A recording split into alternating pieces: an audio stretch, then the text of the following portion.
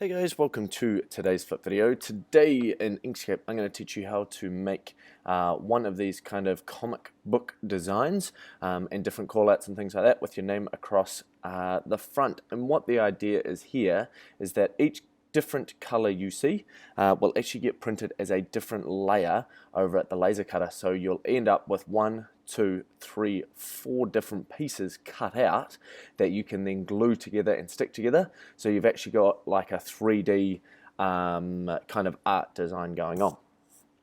So the process that we need to go through here is we need to sort out this background or this call out, and then we'll worry about getting our text all organized in the beginning. Alrighty, so what we are going to do, we're going to jump into sorting this call out in the background. Alright, and there's some things that we need to look at. So first we are going to use this polygon or shape tool, and we're going to make sure that it's on our star selection. Now there's all these different settings along here that we can have a bit of a play around with, so you guys know what it means. But for this today, our corners are going to be, we're going to use 8 corners here. Again, you can change this around. Our spoke ratio is how big these spokes are from the center point. Alright, so one, they go almost flat like a hexagon, or if it's really low, they become really pointy and then there's no space in the shape. Rounded looks at how rounded these corners are. And randomized means that at the moment all of these are symmetrical. What happens if we play around with that is that they go all over the show. Alrighty, so I'm going to come down here and I'm going to make my star shape down here. Now as I do this, I'm going to hold control at the same time. Notice how when I rotate it, the star just moves around. I'm going to hold control and you'll see it snap to pointing straight up. Okay, and that's what we want. So I want kind of a symmetrical star to begin with, and I'm just going to let it go there. I can have a play around with these different nodes, which changes the shape, and as you can see up the top, it kind of changes around the settings, but this is the shape that I'm going to start with. I'm going to come back to my transform object tool, and I'm going to change around the scale here. What I want is this shape here to pretty much reach right across my A4 page.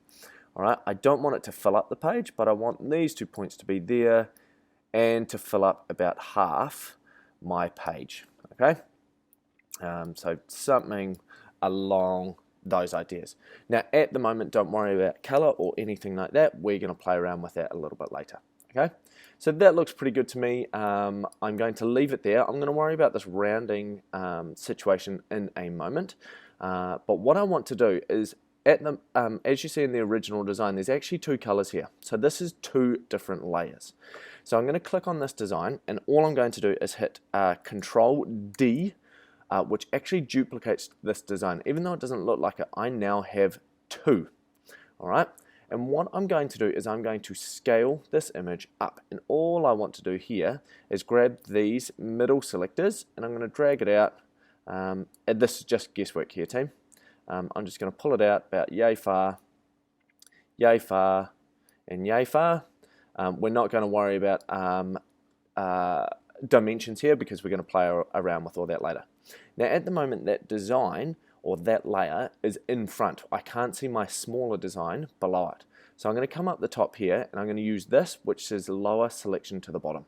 So I'm going to click on that, and now I can see my inside design. What I'm looking for here is to make sure there's enough of an edge here, okay? And if there's not, I might actually come back to my inside design and just bring this in, bring this in, bring this in, so that I've actually got enough of an edge all the way around. It's really important that if you move one of these, you move all of them, okay? You move all of them at the same time, otherwise your shapes aren't going to match.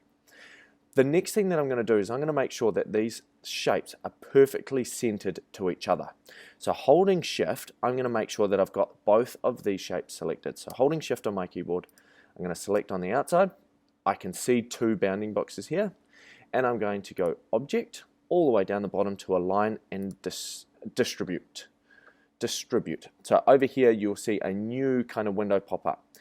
You will see these 2 lines here in the middle, and it shows you the shape and then a red line which shows you where you're going to align them to. So if I click on center and center, so both vertical and horizontal, I now know that the shape is perfectly in the middle. Alright, cool. So now we have our call out. The next thing I want to do is round these inside corners so that I've got this nice curve on the inside. Now when I select, if I select this shape, actually I want both selected here. I want both still selected. If I just click on edit my nodes, you'll see that there are no nodes. There's only these two parameters here, and if I move them around, the whole shape goes wonky. I don't want that. I want all of these points to be referenced. So I'm going to go up to Path, Object to Path. So it transforms this object into the vector. And now I've got, you can see all of these grey dots. I'm going to take all of these grey dots on the inside and I'm going to turn them into a curve. So again, holding Shift on my keyboard, I'm going to select all of these inside nodes. So do not let go of Shift, holding Shift, holding Shift. I'm going to select all of these inside nodes all the way around, making sure I do that. So now I've let go of Shift.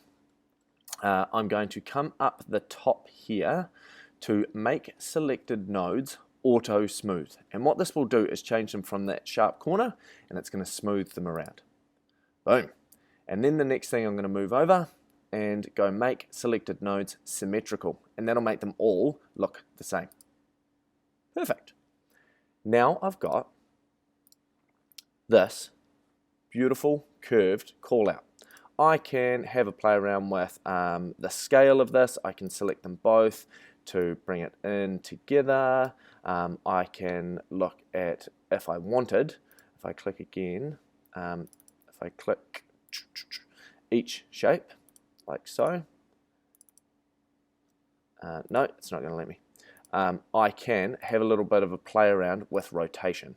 All right, so if I select this one, see how this rotation tool comes up? I can actually bring it around, but when we print our design, we can play with the rotation later. So rotation now does not matter. We're going to leave it there, perfectly aligned. You can also have a play around with color, so this bigger one in the background, if you want to see the difference between the two.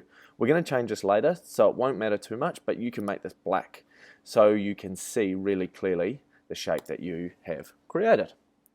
So there we have it. That is the first step to create our call out in Inkscape.